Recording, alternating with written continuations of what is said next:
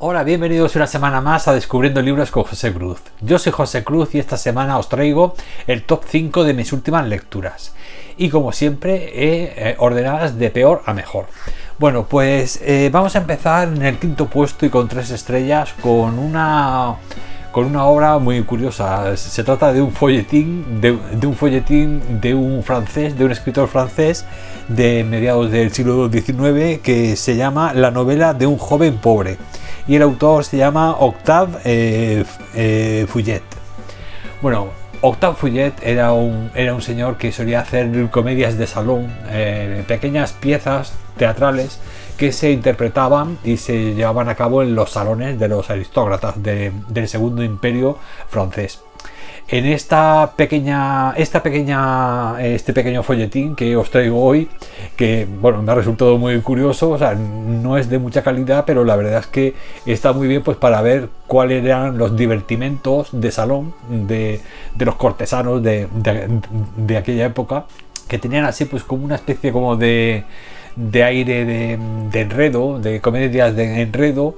Tenía un trasfondo amoroso, así romántico, con muchísimos adjetivos, en fin, era para agradar, era un poco lúdico, festivo aquello, para agradar. Y bueno, y esas perífrasis y esa forma de hablar así muy rimbombante, ¿no?, de la época.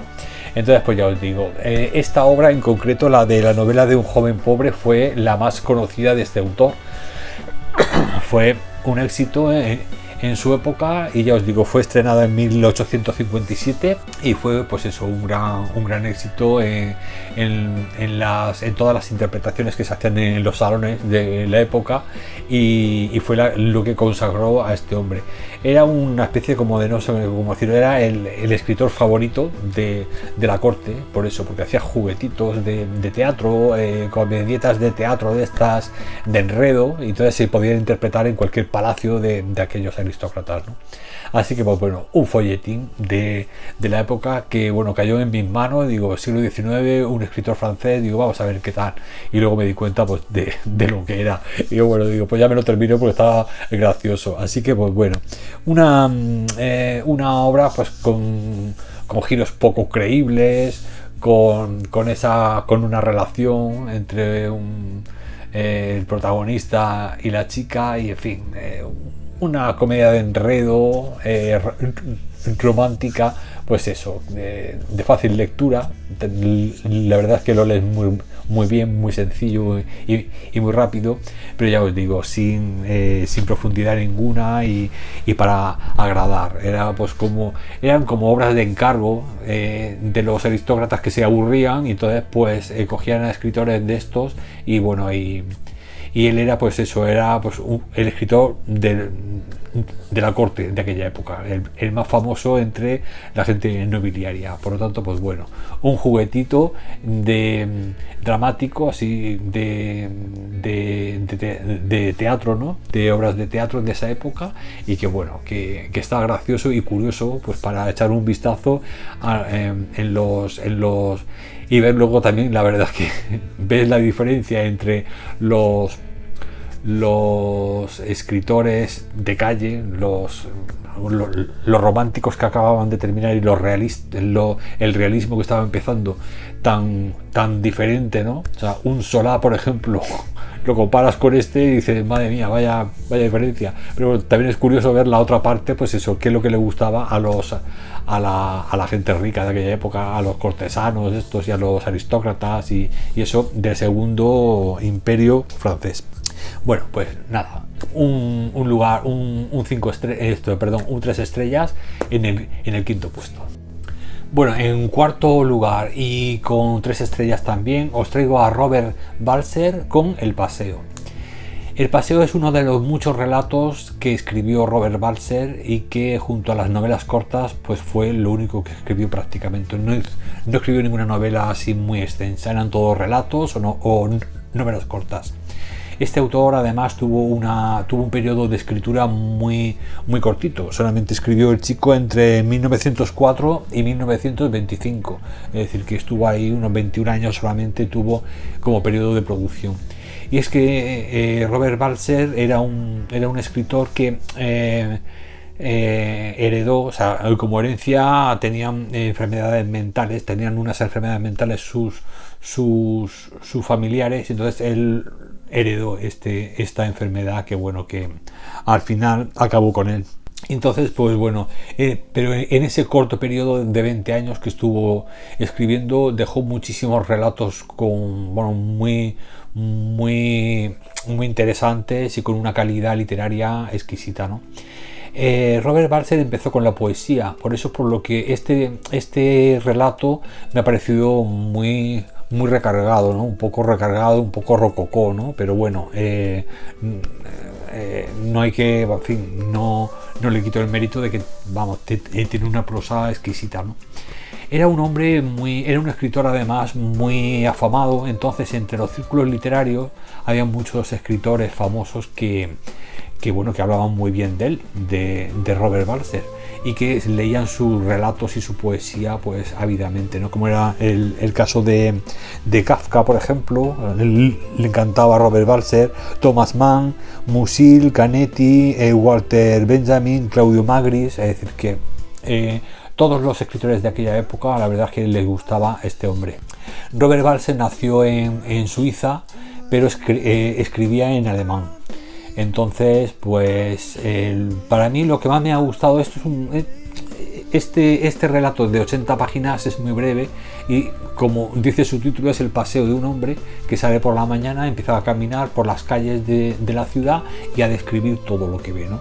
Va haciendo reflexiones, critica un poco la tecnología, es decir, echa un poco de menos el pasado en el que la gente tenía un poco más de contacto con la naturaleza, y ahora pues estos vehículos de metal que hay por aquí por las calles y que interrumpen el caminar y el silencio, etcétera, pues en fin, criticaba un poco ese inicio de siglo con unos adelantos mecánicos y tecnológicos muy rápidos que iban un poco desplazando la vida de tranquilidad, de paz y de reflexión, pues que echaba de menos Robert Balser. Y eso es lo que nos refleja en este relato, pues un paseo en el que el protagonista va describiendo la época, es decir, la Suiza de 1917, es decir, que está muy bien porque te hace una descripción del momento muy bonita, y además pues va haciendo esas reflexiones, pues haciendo una especie de comparación con lo que se ha perdido y lo que se ha ganado pues eso, con la llegada de la modernidad de una forma tan rápida, ¿no? Entonces, pues bueno, ya os digo, es una pieza que tiene un valor histórico, no solamente por la forma de escribir de Robert Balser, sino también por la descripción de la ciudad y de aquel como una instantánea del momento histórico en el que fue escrito. Y por un lado pues está bien, pero por otro pues bueno, tampoco no tiene trama ninguna, simplemente es como si fuera, pues es como una poesía, como una prosa poética, es como unas reflexiones y un describir lo que le rodea, pero lo que es en línea argumental, trama, etcétera, cero. Es decir, que sería pues eso, más bien una obra contemplativa, ¿no? Que bueno, como son 80 páginas, es cortita y el autor escribe muy bien, pues bueno, podéis perfectamente leerlo, y bueno, para un 3 estrellas, para una lectura está bien. Así que pues bueno, imagino que será como un Thomas Mann, pero en lugar de meterte la montaña mágica en 700 páginas, pues bueno, este es un pequeño en cuanto a los relatos, en cuanto al tamaño de sus obras, pues es como un Thomas Mann, que le gustaba también de describir mucho y analizar mucho la psicología de los personajes, pero en los relatos breves que nos traía Robert Balser. Así que pues bueno, otro relato también, pues bueno, para conocer al autor y pues ver cómo era la época de Suiza en 1917, en aquella época, ¿no? Tras la mirada de este autor tan inquisitivo, ¿no? Es decir, que sabía observar más allá de lo que aparentemente se mostraban a sus ojos. Así que pues bueno, un cuarto lugar con 3 estrellas. Bueno, en tercer lugar os traigo Un hombre llamado Ove de Fredrik Backman. Esta obra creo que fue adaptada al cine, que empecé a verla y no me gustó nada. Y el libro, pues bueno, tiene una lectura, lo he dejado también en un 3 estrellas, pero bueno, tiene su cosilla, la verdad. No sé cómo se llamaba la película que ya... Bueno, antes de ese, el protagonista, que es lo mejor de este libro, tiene muy mala leche, muy borde, un hombre muy huraño, muy seco, y me recordaba mucho a la película aquella de Jack Nicholson, Mi mejor amigo, me parece que se llamaba, en fin, que era así también, de un tío que estaba un poco así ya amargaillo y quemaillo de la vida. Y bueno, pues este libro me recordaba aquello. Ya os digo que la adaptación no me gustó, de hecho creo que ni la terminé, es decir, que no terminé la película. Pero bueno, el libro sí que por lo menos una lectura sí que tiene, porque bueno, tiene un trasfondo muy bonito en el fondo, ¿no? Bueno, pues Un hombre llamado Ove trata de un anciano, de un hombre ya mayor que intenta suicidarse. Se ha quedado solo porque su mujer falleció no hace mucho, Sonia, y entonces él solamente piensa en reunirse con ella. Entonces intenta suicidarse en varias ocasiones, pero siempre ocurre algo que se lo impide. Primero viene una familia iraní al barrio de allí, de Suecia, porque esto es, el escritor es sueco y el protagonista, la historia también se desarrolla en una ciudad de Suecia. Y bueno, en ese barrio que siempre había sido de suecos, pues empezaron a venir familias inmigrantes, como es el caso de esta familia iraní. La mujer está embarazada y es un encanto, es muy maja. Y luego también hay otra cosa que le impide que se suicide, y es que se encuentra a un gatito callejero que bueno, al principio no lo quiere, pero al final pues le va tomando cariño al gato callejero y al final pues es un amigo, vamos, súper íntimo de él, ¿no? Entonces, pues bueno, este hombre que inicialmente es un hombre huraño, borde, que no le gustan los cambios, es muy conservador, en el buen sentido, no conservador,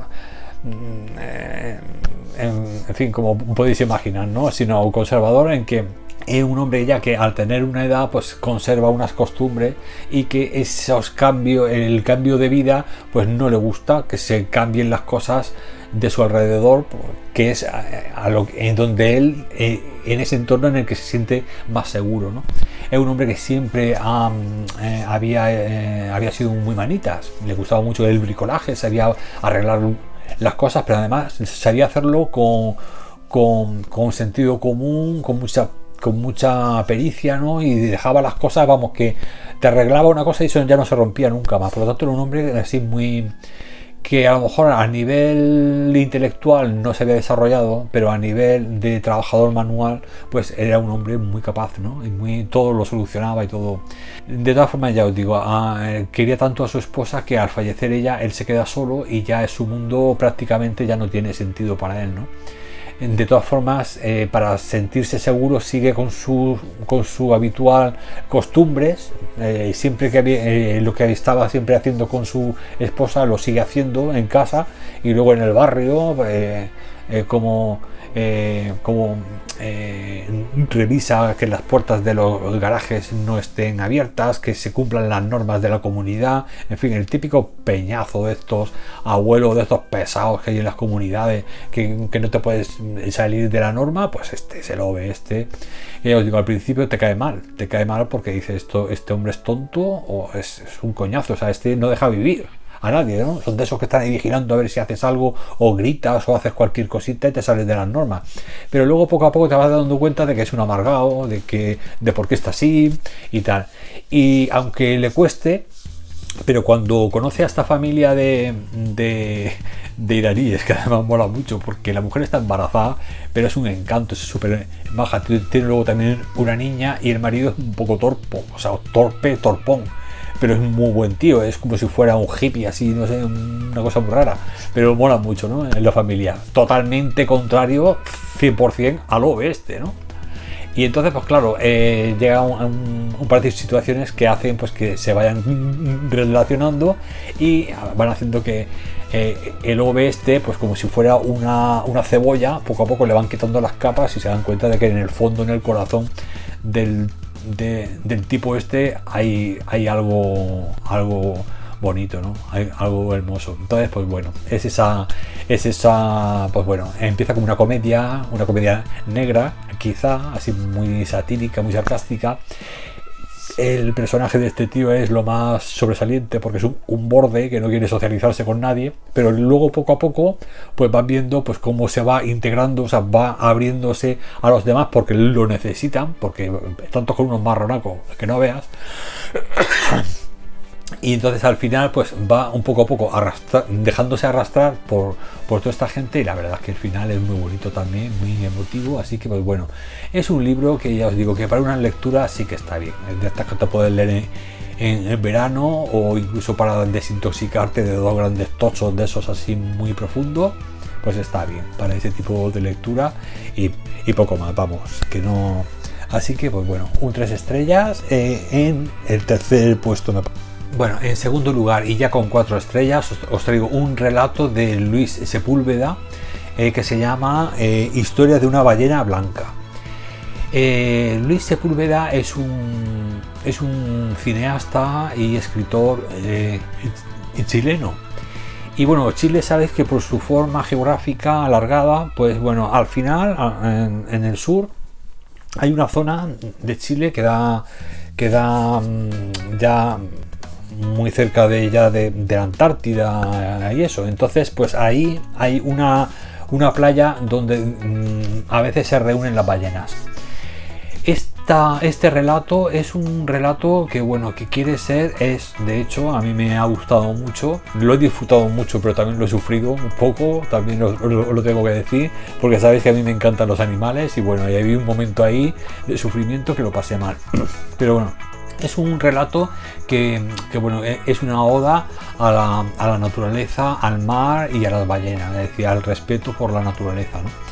Entonces nos habla de una tribu ancestral que vive en una aldeíta ahí en la costa de Chile junto al mar, y esta creo que era una islita. Esta tribu, como llevan tantísimos siglos viviendo allí, pues ha llegado un momento en el que se saben comunicar con las ballenas mediante la mirada. Solamente viendo los ojos de una ballena saben lo que quieren, o lo que piensan, o lo que van a hacer, etcétera, ¿no? Si están felices, si no lo están, si han tenido crías, etcétera, ¿no? El caso es que por esa situación geográfica hay como unas islitas y hay como una especie como de golfo que entra dentro de la tierra, y ahí de vez en cuando se acercan las grandes ballenas porque hay bastante profundidad.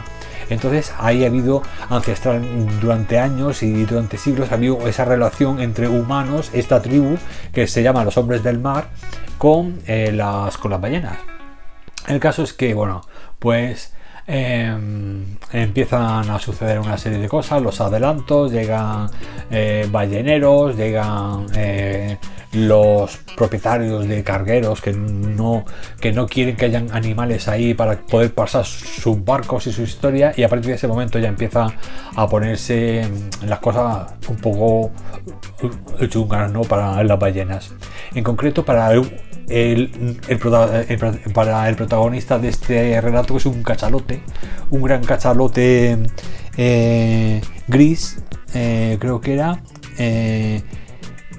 que este gran cachalote va a ser el protagonista de la aventura, ¿no? Así que pues bueno, se enfrentará contra estos nuevos hombres que no saben mirar a los ojos de las ballenas. Así que pues bueno, un relato, ya os digo, muy hermoso, muy bonito, de lo que es la relación entre los hombres y las ballenas y su contacto con el mar, ¿no? Y por otro lado, pues la gente ignorante que no conoce o no sabe las costumbres de los cachalotes y de las ballenas, y bueno, y de intentar, pues bueno, pues eso, eliminarla y condicionar, adaptar la naturaleza a sus intereses, ¿no? Entonces pues bueno, ya os digo, un relato muy chulo, muy bonito, porque casi todo es bonito, es decir, no es un relato esto de sufrir gratuitamente, sino que la mayor parte del relato es muy bonito, aprendes mucho, aunque bueno, luego tiene un momento ahí al final un poco tenso, pero bueno, yo os lo recomiendo muchísimo porque además Luis Sepúlveda escribe muy bien y merece muchísimo la pena leer este relato y descubrir al autor. Así que pues bueno, en este segundo lugar os dejo con 4 estrellas, Historia de una ballena blanca. Bueno, y la joya de la corona de esta semana, y también con 4 estrellas, es un recopilatorio de cuentos que se llama Cuando Schlemel fue a Varsovia y otros cuentos, del escritor Isaac Bashevis Singer. Singer fue premio Nobel de Literatura en 1978.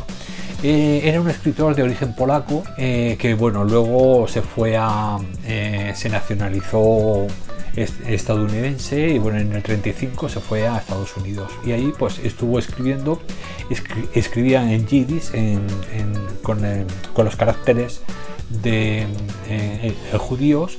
Y bueno, y es un hombre que nos cuenta estos relatos que nos va contando, estos pequeños cuentecitos. Es un recopilatorio de 113 páginas, es muy cortito, pero tiene varios cuentos, todos con los mismos protagonistas y con los mismos situación geográfica, que es un pueblo inventado que se llama Chelm, y su protagonista es Schlemel, como dice el título.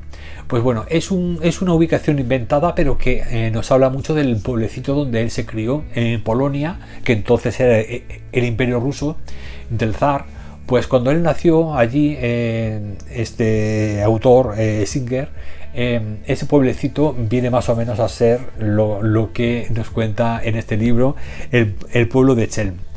El pueblecito este de Chelm, bueno, vosotros sabéis que históricamente, pues bueno, los judíos han estado siempre, pues los han echado de todos los lados. Pues habían áreas donde les dejaban vivir, según en qué época histórica. En este caso en Polonia tenían ahí como unas aldeitas, y allí en esas aldeas pues todos eran judíos, todos tenían su propio comercio, su agricultura, etcétera. Era un poco pueblecitos que se autoabastecían de ellos mismos, ¿no? A veces tenían algún tipo de intercambio con otras aldeas un poco más alejadas, también de judíos o de autóctonos, o de los polacos en este caso. Pero bueno, normalmente ellos eran muy se autoabastecían, ¿no? Eran autosuficientes ellos mismos. Entonces, claro, al estar un poco como aislados y tener que hacer su propia economía, pues llega un momento en el que se conocen todos y eran todos como una gran familia. Pero luego me encanta la forma de escribir de Singer, porque son cuentos en los que cuando empiezas a leerlos, todas las cosas, todas las aventuras, todas las cosas cotidianas, cosas tontas, pero que son muy importantes para ellos, para los personajes. Pero te das cuenta como hay muchas situaciones y muchas decisiones que toman que parecen niños, parecen tontos, más que niños parecen tontos, pero luego sigues leyendo y vas viendo que no es, que eso es la superficie. O sea, luego continúas profundizando en la mentalidad de los personajes, que ya poco a poco los vas conociendo con todas las aventuras, porque a lo mejor los mismos personajes te salen en varios cuentos diferentes, y te das cuenta de que ese mismo relato se lo cuentas a un niño y el niño lo entiende perfectamente. Eres tú, el adulto, el tonto, el que no entiende el trasfondo. Es decir, son cuentos tan bonitos que tú, ya os digo, eso se lo lees a un niño, y el niño lo ve todo coherente, lo ve todo muy lógico, muy normal, lo entiende perfectamente. Entonces, eso me dio que pensar, ¿no? Digo, quizá los adultos nos hacemos, poco a poco nos vamos atrofiando, ¿no? O sea, siempre tenemos que pasarlo todo por la piedra del análisis, de ver que si esta frase tiene un doble sentido o tiene un trasfondo. No, los niños son lo que tú le dices, eso es lo que es y ya está. Pues estos cuentos son así, van directamente a lo que es, decir, que no hay maldad. Es un pueblo donde la gente vive sin maldad, sin dobles intenciones, sin dobles sentidos en las frases, ¿no? Y la verdad es que es muy hermoso, porque ya os digo, empiezas a leerlo y dices, uy, esto qué cuentecillos más simples y tal, y que y qué lógica más corta. O sea, parecen que son todos muy cortos, pero luego ya os digo, va pasando y digo, ostras, digo, no son tan cortos, son gente que tiene una inteligencia emocional mucho más desarrollada que la nuestra. Quizá nosotros estamos más obligados, más condicionados, ¿no?, a reprimir nuestra propia forma de sentir, pues con el tiempo, ¿no? O sea, nacemos en sociedades que ya están construidas e institucionalizadas, y pasamos por la máquina de la enseñanza, del aprendizaje, para luego formarnos, para encontrar un empleo, para luego hacer economía y producir, para luego ser competitivos. O sea, nos van haciendo pasar por una maquinaria, y poco a poco eso va reprimiendo esa parte que a lo mejor no es productiva, pero que es tan humana y tan necesaria, como son los sentimientos, la parte emotiva, el sentir, ¿no?, el sentir las cosas. Por eso es por lo que creo que en ocasiones eso, por ejemplo, va muy relacionado con el contacto con la naturaleza. Igual que os comentaba antes del cuento este de la ballena blanca, cuando tú estás en contacto con la naturaleza, cuando estás en contacto con tu origen biológico, ¿no?, de alguna manera, creo que eres más libre de expresar lo que sientes que cuando estás dentro de una ciudad artificial, y te pegas días sin ver la calle, y te pegas días sin que te dé el sol. Pues llega un momento en el que sí, eres muy productivo, y eres muy higiénico, todo muy limpio, todo muy diáfano, como se le llama ahora, muy minimalista, todo muy cuadrado, todo, pero te falta algo, te falta eso que te completa, ¿no? Porque yo creo que igual de importante es nuestra parte racional como también nuestra parte emotiva. Y también sabéis que, por desgracia, vivimos en sociedades en las que primero tienes que buscar una carrera que te dé de comer. Te guste o no te guste, eso es lo menos importante, es que tenga salida. Y ya cuando estés trabajando y estés ganando pasta, en tus ratos libres de ocio, pues ya te pones a escribir, o a pintar, o a escribir poesía, o a hacer las cosas emotivas que tú quieras. Pero lo primero es ser productivo, ser una pieza de la maquinita que dé beneficios. Entonces, cuando leo libros, cuentos como los de este hombre, como los de Isaac Bashevis Singer, pues me doy cuenta de que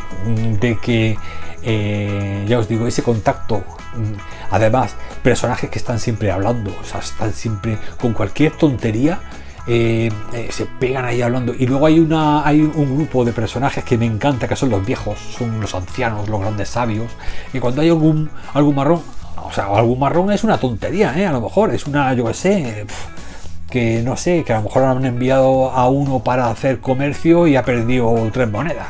Madre mía, eso es un desastre para la aldea, y entonces todos se aturullan y tienen que llamar a los ancianos para que los resuelvan. Pero es que los ancianos son torpones también, de cuidado.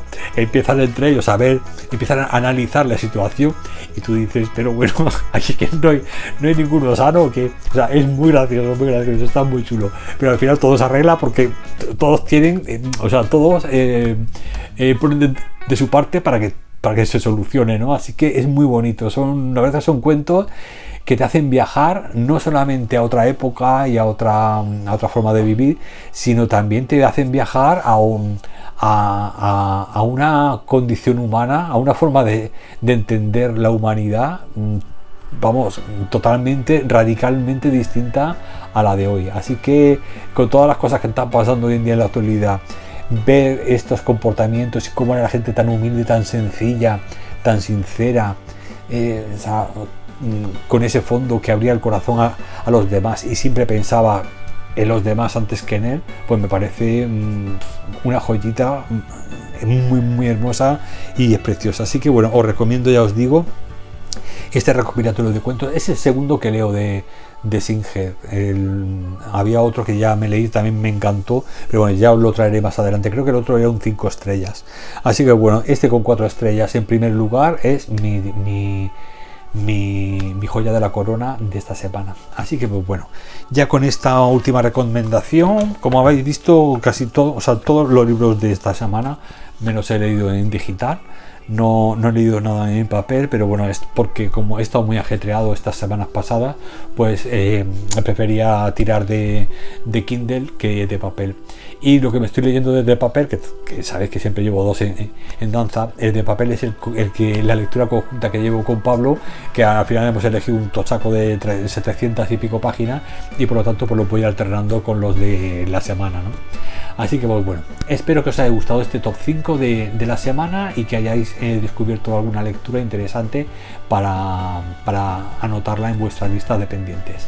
Os deseo una feliz semana de lecturas y nada, muchas gracias como siempre por pasaros por aquí a visitarme y por escuchar mis rollos y mis reseñas. Muchas gracias, de verdad. Hasta la semana que viene, un abrazo. ¿Que no me vas a dejar hacer el vídeo? ¿No me vas a dejar editar el vídeo o qué? ¿Eh? No, hombre. Venga, pesado, bájate de la mesa ya. Bájate de la mesica, déjame hacer las cosas. Ya está, vale, ya te has sentado. Ahora que a gusto. Vale. Ya está.